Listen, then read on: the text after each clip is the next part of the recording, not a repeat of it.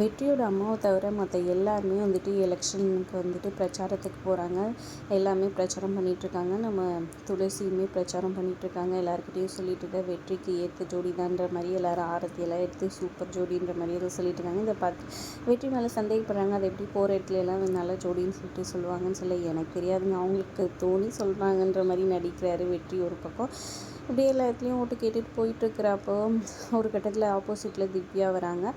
அவங்க வந்துட்டு ஓட்டு கேட்டுட்டு வந்துட்டு இருக்கும்போது இவங்கள பார்த்து முறைச்சிக்கிட்டு இவங்களுக்கு எதிராக வந்துட்டு நீங்கள் எனக்கு ஓட்டு போடணும், இவங்க சதினால் தான் நான் வந்துட்டு ஜெயிலுக்கே போனேன், அதையெல்லாம் முடியடிச்சு நான் இப்போ வந்துட்டேன், இதனால் வந்துட்டு நீங்கள் எனக்கு தான் ஓட் போடணும், இந்த பொண்ணு வந்துட்டு அந்த குழந்தைய வந்துட்டு வளர்த்துட்ருக்கா, அவங்க முதலாளியே கல்யாணம் பண்ணி சொத்தெல்லாம் ஆட்டையை போடலான்னு பார்த்தா அந்த ஆள் செத்துட்டாரு, இந்த குழந்தைய இப்போ வச்சுக்கிட்டு சொத்து மொத்தம் ஆட்டையை போடுறதுக்காக இப்படி பண்ணிட்டு இருக்காங்க, ப்ராப்பராக கூட அவங்க எதுவுமே தத்தெடுக்கல, இது எல்லாமே இவங்க சொத்துக்காக தான் பண்ணுறாங்க, இவங்கெல்லாம் எப்படி நம்ம நாட்டை காப்பாற்ற போகிறாங்க, அதனால ஓட்டு எங்களுக்கு தான் போடணும்னு சொல்லிட்டு இவ சொல்ல ஆமான்ற மாதிரி அவங்க ஜனங்களும் வந்துட்டு ஏற்றுக்கிறாங்க.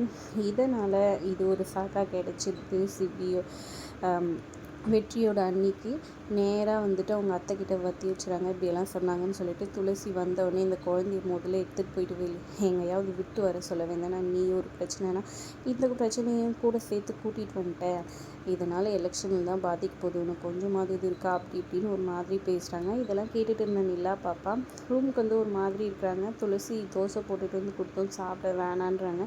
என்னாச்சுன்னு கேட்க அந்த பாப்பா விட்டுட்டு போய் விட்டுருன்னு சொன்னாங்களே, என்ன தானேம்மா என்னை விட்டு போய் விட்டுற போறியா, நீயும் அப்பா மாதிரி விட்டு பாதிலே போயிடுவியா, நீ மட்டும்தானே எனக்கு இருக்கன்னு சொல்லி கேட்க துளசி வந்து கண்டிப்பாக என்ன ஆனாலும் சரி நான் உன்னை விட்டு போக மாட்டேம்மா, நீ ஏன் கவலைப்படுற, நீ எதுக்கும் ஃபீல் பண்ணாத, இந்த தோசை சாப்பிட்டுன்னு ஊட்டி விடுறாங்க. அப்புறம் பாப்பாவும் துளசிக்கு ஊட்டி விட்டு இது எல்லாத்தையும் வெற்றி ஒளிஞ்சுட்டு பார்த்துட்ருக்காரு. மறுநாள் காலையில் துளசி வந்துட்டு யூனிஃபார்ம் போடாமல் கலர் ட்ரெஸ் போட்டிருக்காங்க. நிலா பாப்பாவுக்கு எங்கேம்மா போகிறோன்னு சொல்லி கேட்க நீயும் நானும் மட்டும் சந்தோஷமாக எந்த பிரச்சனையும் இல்லாமல் இருக்க போகிறோம், சரியா வா போகலாம் அப்படின்னு சூட்கேஸ் எடுத்துக்கிட்டு கிளம்புறாங்க. பரவாயில்லையே துளசி நேற்று சொன்ன சொல்லுக்கு உடனே கிளம்பிட்டாலே, இப்படி போகிற மாதிரி போயிட்டு அப்புறமா திரும்பி வருவான்னு அவங்க மாமியார் சொல்ல, இல்லை ரோஷக்காரி துளசி யார் என்ன சொன்னாலும் திரும்பி வரவே மாட்டான்ட்டு நக்கலாக பேசிகிட்டு இருக்காங்க.